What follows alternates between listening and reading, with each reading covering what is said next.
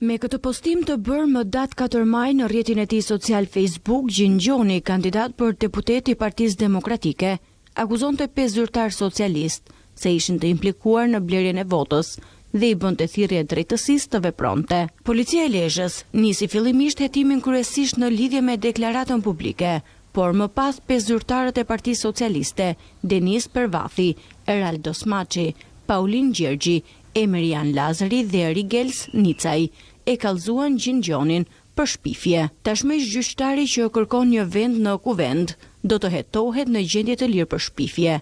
Zyrtarisht Policia e Lezhës deklaroi se për Gjingjonin janë referuar materialet në prokurori, pasi konsiderohen shpifje akuzat e tij në rrjetin social Facebook se 5 përfaqësues dhe simpatizantë të PS-s janë të implikuar në blerje votash dhe intimidim zgjedhësish. Por nuk përfundon me kaq. Duket se kjo fushat zgjedhore është tepër e tensionuar në qarkun e Lezhës, i cili nga Partia Socialiste ka drejtues politik, deputetin dhe ministrin e drejtësisë Ulsi Manja dhe në krahun tjetër deputetin dhe nënkryetarin demokrat të kuvendit Agron Gjekmarkajn. Mbrëmjen e së hënës, një incident elektoral u regjistrua mes socialistëve dhe demokratëve dhe koalicionit Euroatlantik.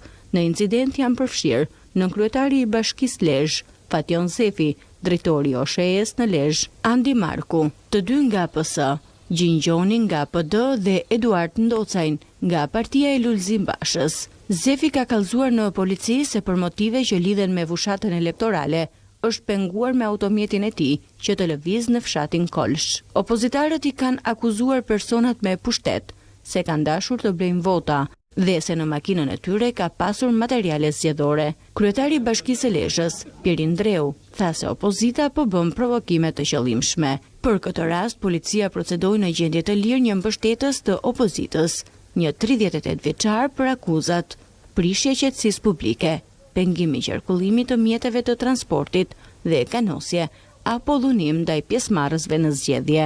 Në gjendje të lirë po nga Policia e Lezhës është proceduar edhe një 24 vjeçar që në TikTok ka publikuar një fotografi të fletës së votimit të plotësuar, të cilën e ka siguruar nëpërmjet shërbimit postar, duke qenë se është emigrant në Gjermani dhe votues në këtë qark.